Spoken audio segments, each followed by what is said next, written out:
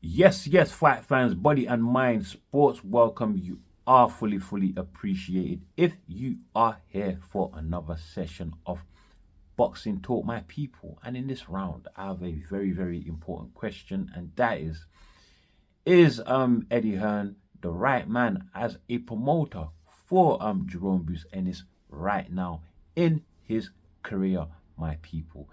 So I will be answering that question in this video, my people. So without any further delay, let's just get right into it, my guys, my people. And so Jerome Bruce Ennis, my guys, who is the IBF champion at 147, he successfully defended that title against somebody he has fought already before in Karen Chukhadzhian. He had to take the fight because it was a mandatory order by the IBF, so he had to do so to keep his title, my guys, his IBF title, my people. And however, though, it has new information. New information has you know been revealed. But before I go into that, before the fight with Karen Chukhadzhian and Ennis, the second fight this past weekend, Eddie Hearn, he um he made it very clear. He revealed that he was in negotiations to make a fight between Ennis and Brian Norman, the WBO champion in the division, my guys. So a unification bout was in conversation, my people. And Eddie Hearn was screwing about that, saying that the IBF were spanners in the works that got in the way of that fight. Now, that could be true. In fact, it is true, but it's not the whole truth, my guys. It is not the whole truth.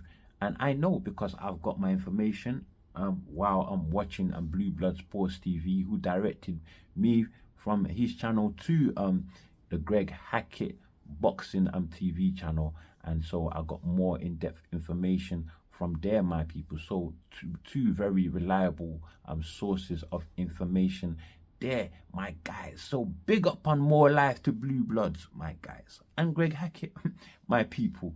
More life, my guys, my people.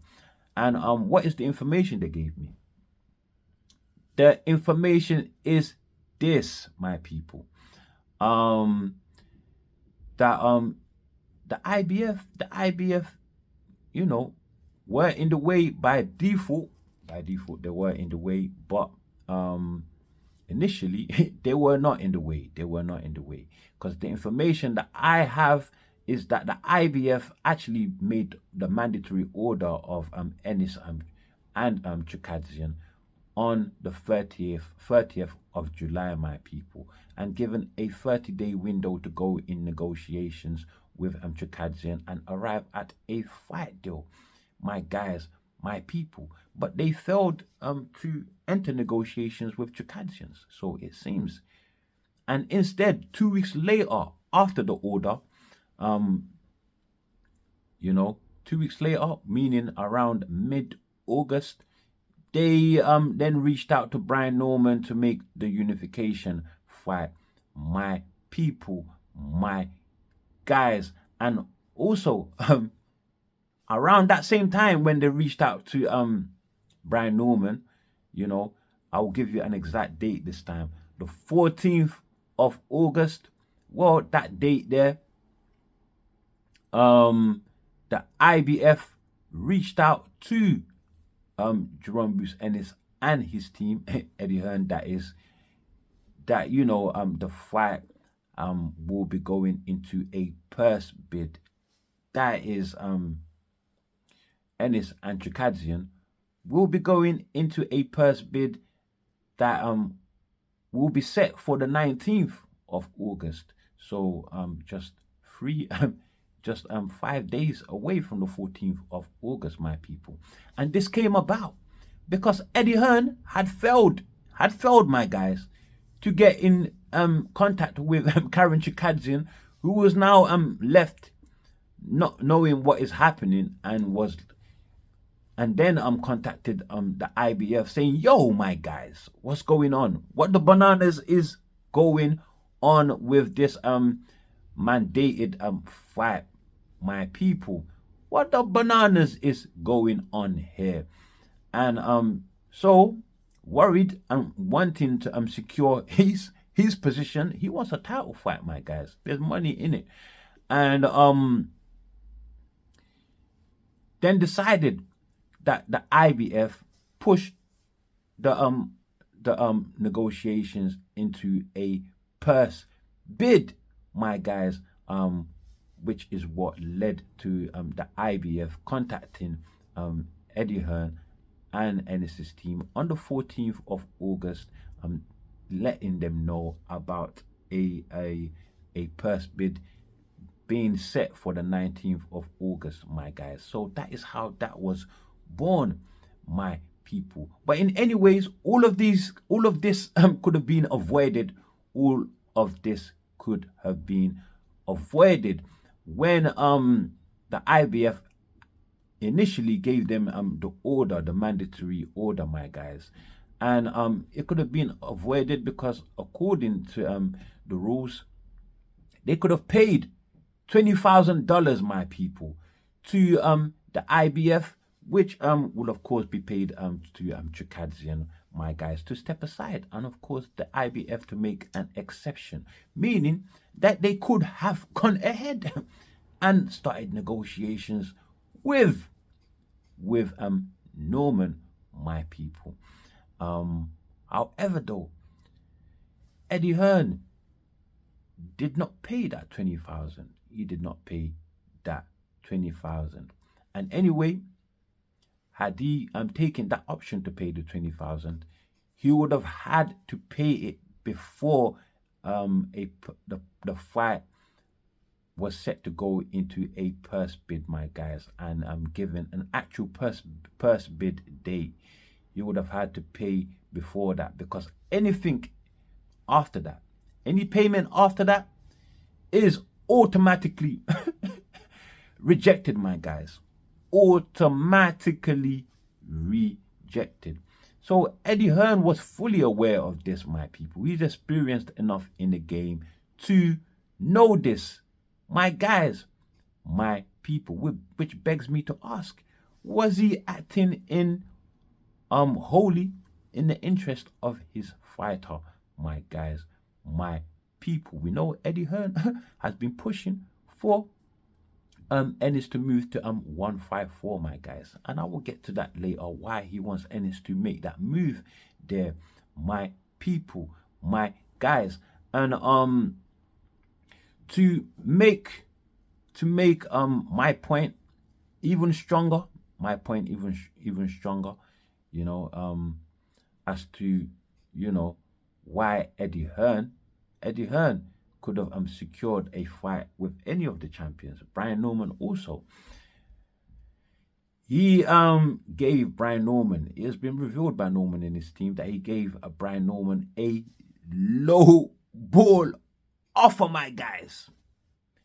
A low ball offer of 750,000 to make a unification with Ennis in Philadelphia. Ennis's hometown, by the way, in Brian Norman's first defense of his WBO title, my people. So a low ball offer to initially, that offer during negotiations went up to 1.7 million, my people. But even that, still not enough. Still very, very low, my guys. Stanionis, on the other hand, said he was also handed a low ball offer, my guys, my people. Barrios was not sent an offer because he was already in conversation to actually already set to fight on the undercard of Mike Tyson versus Jake Paul, my people. And he is being paid $3 million to take that fight, and which is a lot lower than what Eddie Hearn is offering Stanionis and Brian Norman, my guys, which is a unification fight. unification. Those are unification fights. Abel Ramos and Marius Barrios. Nothing near that. Nothing near that. But they're getting double the amount, my people. Can you see? Can you see, my guys? So no real efforts were made by Hearn there to make those fights for Ennis, and just simply approached these fights just to make it look like they're actually doing something to get Ennis the fight that he wants. So it's just total smoking mirrors there that they are showing to Ennis, my guys. Total smoking mirrors. They don't really want Eddie Hearn is not interested in fights for Ennis at 147 because simply he does not value those fighters, my people. He does not value Barrios, who, by the way, Ennis thinks is a big deal. He looks at Barrios as the biggest fight for him at 147. I think is Conor Ben, by the way. But Barrios and Ennis, trust me, that is a big fight. But Hearn does not value Barrios, does not value Stanionis, does not value Brian Norman, who, by the way, I think is another good fight, my people. And all these fights that I've mentioned are way more valuable than Ennis and Chukhadzhian, who you waited on, messed up your chance of facing Brian Norman and went for this mandatory instead when you could have paid 20 grand to get Chukhadzhian to step aside. But that didn't happen, my guys. That didn't happen. So it's very obvious. It's very obvious, my guys, that he didn't really want those fights for Ennis. He wants Ennis to go to 154 to face the names he sees there as bigger names, my guys. But like I've said though, those fights I've mentioned at 154 are way bigger than the current Chukhadzhian fight that Ennis ended up in, that he could have avoided by if Eddie Hearn had put up a good offer to make those fights happen to the opponents and the considered opponents and pay the 20 grand to make Chukhadzhian step aside, my guys. Those fights would have been bigger than the Chukhadzhian 2 fight, which pulled in a crowd of 10,000 at the Wells Fargo arena in Philadelphia, my people. We know that is Eddie Hearn's plan to build Ennis's name in his hometown and finally ship him up to 154 to compete with the bigger names there. But he could have done the same thing, build his name at 147, yeah, in his hometown with the champions, my guys. So I don't really know the difference there, what Eddie Hearn is really playing at, my guys. So he could have done that before moving to 154 and followed the initial plan. Works just as well, my guys. Eddie Hearn possibly, I don't know, but possibly looking at the likes of Crawford, Virgil Ortiz, and Errol Spence as possible opponents. Those are all big fights. We know he's not going to get the Crawford fight. Let's get that one clear, But the Virgil Ortiz fight, they are talking about a 5v5, and this fight may happen at 154 in February the 22nd, my people, on a Riyadh season of Golden Boy versus Golden Boy Promotions versus Matchroom Promotions, 5v5, my people. And Virgil Ortiz seems up for it right now.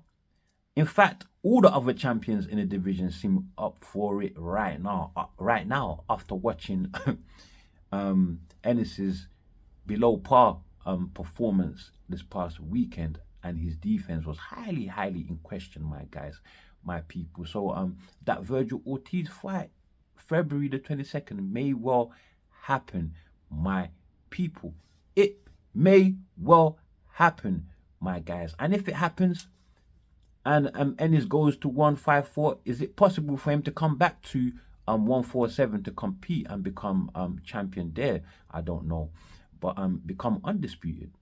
Well, the big names might be at 154, but I think it's better Ennis remains at 147 and build his career. It will be much harder to build your career at 154. Yes, you get the big names, yes, but there were also more likely losses on the horizon at 154. My guys, my people. While at 147, I don't see anybody being able to stop Ennis at 147. You can still make the big numbers at 147. Bigger than with those names, bigger than the Chukhadzhian fight. Bigger than that. And I think once he establishes his name, then he can go to 154, my people, and he can become. He would have if he had got at least one title now. I believe he would have been undisputed by 2025, my people, my guys. But that's all I have for you this time round, though. In this session, catch me here next time, my people, on Body and Mind Sports. And before you leave, my guys, my people, do like, do share, do subscribe, and of course, drop your comments below, my people. As always, though, as always, like I always say, stay super, super blessed. And we'll see you next time. One.